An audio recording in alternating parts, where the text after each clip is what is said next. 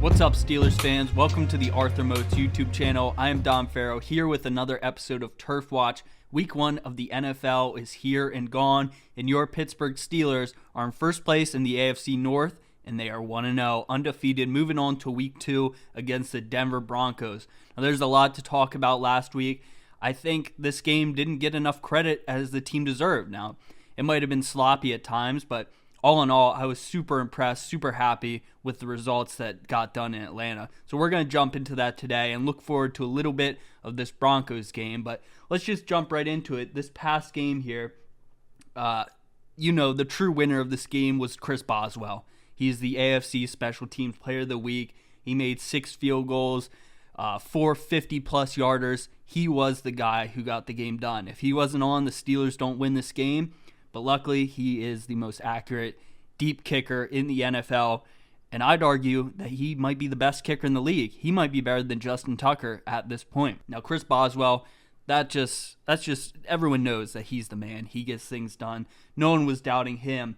But some other guys, people who I've been hearing a lot about this year, and that includes Cam Hayward. Guys were not too happy about him getting an extension before people like Pat Freiermuth and Najee Harris. Now, Freiermuth did get his extension, but still, people were concerned about Cam Hayward. He's in his 30s. He's probably in the back end of his career, but he was really good. The tape, the stats might not say it, but the tape does. He was instrumental in this game. He got a PFF grade of 997. He's still cruising at this age. Now, let's talk about some of these younger guys, and the guy that I want to talk about is Beanie Bishop. A guy who I didn't really expect to see a whole lot in this game, but he was instrumental. He was making plays.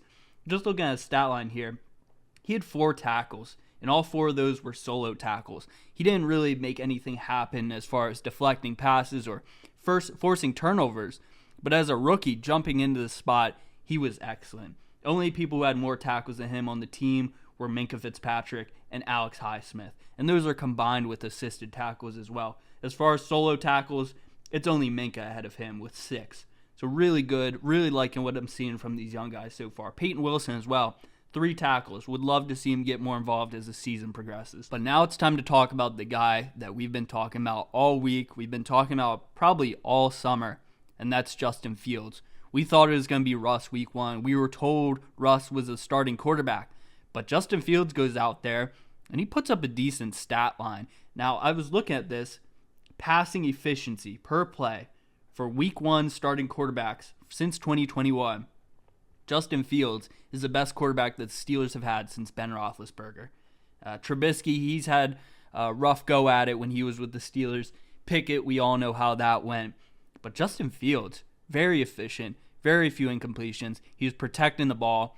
There are a few mistakes early on with the center, Zach Frazier, who also is the franchise's starting center for the foreseeable future. He was phenomenal. But Justin Fields, just making things happen, especially with his legs. That's something the Steelers just have not had for as long as I can remember. He adds an extra element to his team that I think has just been missing. And you're looking ahead now. Mike Tomlin seems to be hinting that Justin Fields is a presumable starter for week 2 against the Broncos. And I like this one. You get a pretty formidable opponent in the Broncos here, one that people aren't really expecting to be too good this year.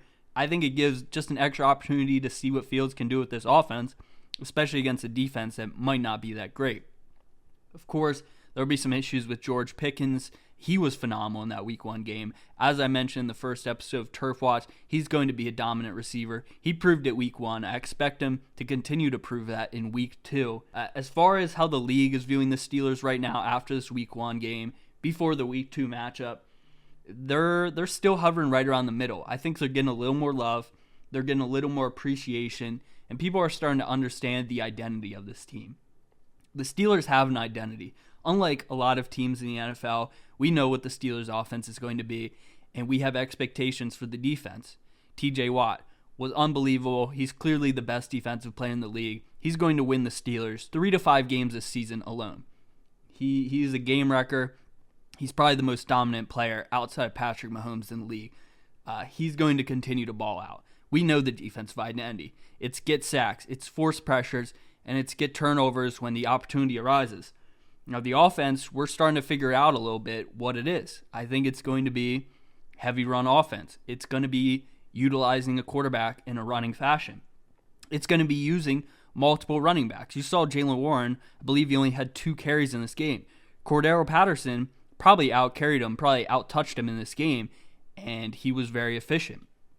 The offense in this game, it wasn't what people expected. People wanted it to be high-flying, high-flashing. They wanted it to be night and day between Matt Canada and Arthur Smith. And to an extent, I would say it was. The ball was moving. Steelers only had 1 3-and-out in that game. And that's basically all that I need to know to show that this team and this offense is crucially improving. They needed to improve. They needed to move the ball. And that's what they did. They got into field goal position. They didn't get in the red zone a whole lot. That is one thing that I hope to see in this Broncos game. I want to see them get in the red zone. I want to see them take advantage of the opportunities. But as far as moving the ball, getting in field goal range, allowing us to get points on the board, I'd say it was night and day. I'm super excited about the offense and really excited to see what they can do. I'm loving what I'm seeing so far. Now, another thing that might have been eerily similar to the Matt Canada offense was where the passes were going to. If you look at Justin Fields' pass charts, it's way out here. It's all on the sides. The middle of the field is empty. He didn't have any completions in the middle of the field this week, which was very similar to a Kenny Pickett passing chart last year. I don't know if that's an Arthur Smith thing, if that's just receivers not being able to get open in the middle of the field. I can tell you the passing chart looks a lot more pretty than it did with Pickett. A lot more completions, a lot more efficiency. But again, the middle of the field, no one's getting catches there.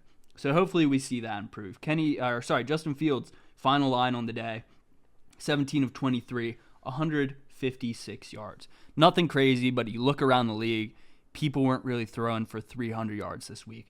It's early in the season, people are shaking the rust off, and it looks like it's not as a pass-happy league as people may have thought going into the season. So I mentioned the power rankings earlier in this episode. I wanted to get back to that because I said the Steelers were middle of the pack. There's a lot of different opinions here, but we can start with the source, and that is the NFL. NFL.com has the Steelers sitting at number 17. This is written by one of their lead writers, Eric Edholm. They have teams above them, such as the Bengals, who lost to the Patriots in pretty embarrassing fashion. They have the Green Bay Packers, who are going ahead with Malik Willis as their quarterback. They've got the Chargers, who look decent. They were able to run the ball, but still, I don't see them being better than the Steelers. And then worst of all, I think, they have the Chicago Bears at number 15.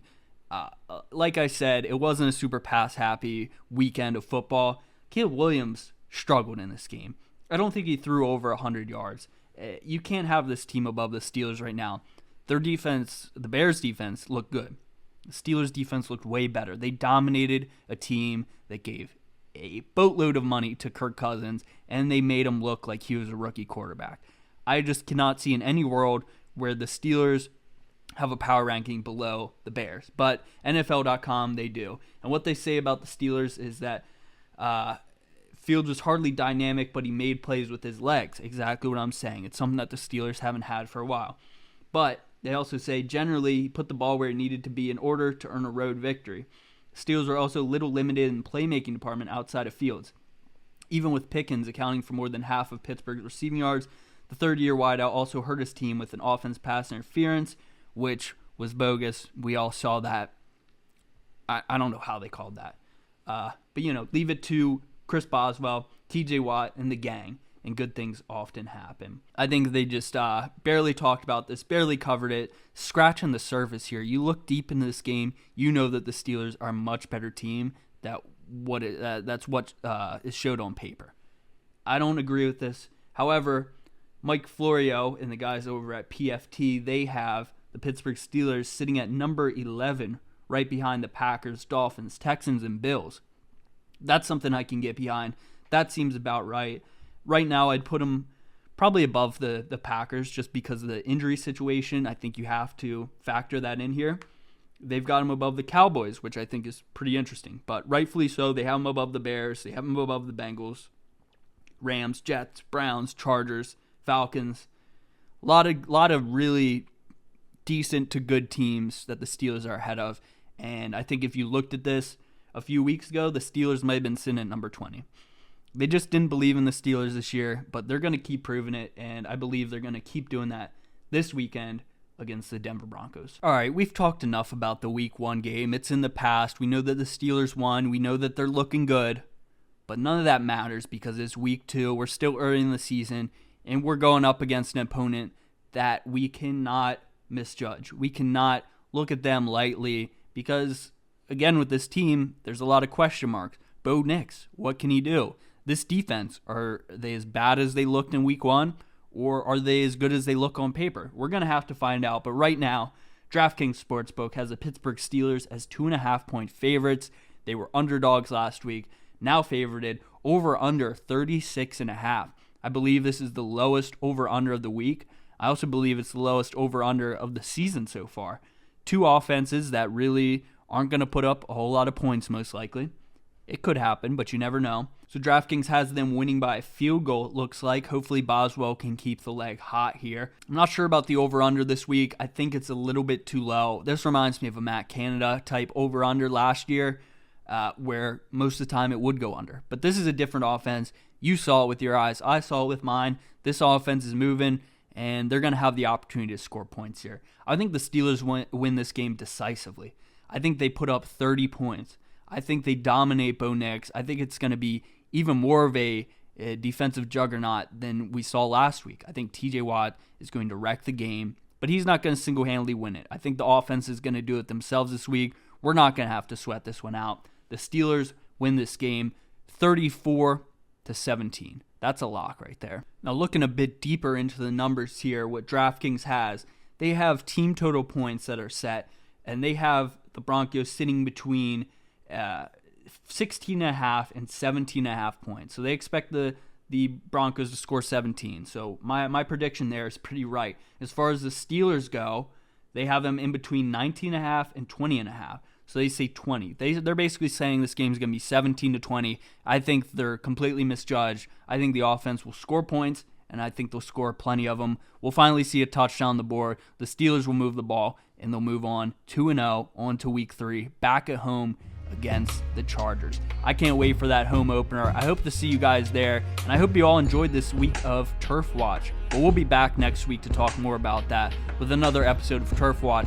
I'm Don Farrow. Make sure you like, subscribe, and hit the notification bell for this channel to make sure you don't miss any of Arthur Moat's new videos.